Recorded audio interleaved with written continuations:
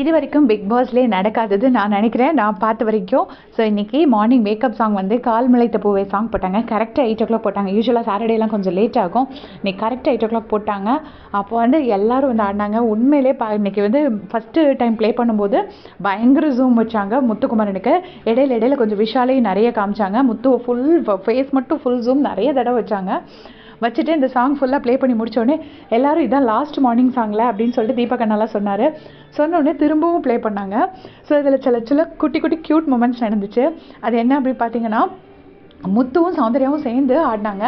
இந்த விஷயம் நான் திரும்ப சொல்லிட்டு இருக்கேன். எப்பயுமே எனக்கு எப்படின்னா, எனக்கு ஃபேவரட் கண்டஸ்டன்ட் ஒருத்தவங்க இருந்தாங்கன்னா, அந்த ஆப்போசிட்டான கண்டஸ்டன்ட் அந்த சீசன் ஃபுல்லாக பார்க்கறதுக்கு பிடிக்கவே பிடிக்காது.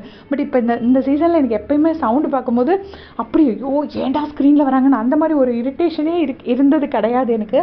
ஸோ அவங்க 2 பேருமே ஒரு பியூட்டிஃபுல் கெமிஸ்ட்ரி ஷேர் பண்ணுறாங்க.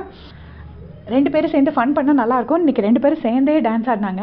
அதுக்கு அடுத்து பார்த்திங்கன்னா, ஜெஃப்ரி வந்துட்டு சுனிதாவை தூக்கிட்டு வந்தார். அவர் வேறு என்ன வேலை அதை தான் பண்ணுவார். ஸோ அதை பண்ணிகிட்டு இருந்தார்.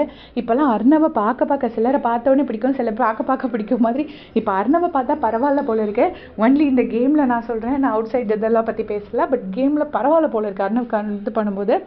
அதுக்கு அடுத்து பார்த்திங்கன்னா, முத்துவை வந்து விஷால் வந்து தூக்கிட்டார். ஓடி வந்து தூக்கி இப்படி சுற்றினவுடனே முத்து விடுவாரா? யாராச்சும் நம்மளை தூக்குனா அவர் விட மாட்டார். அவரும் நிறுத்திட்டு திரும்ப விஷாலை தூக்கிட்டு சுற்றினார்.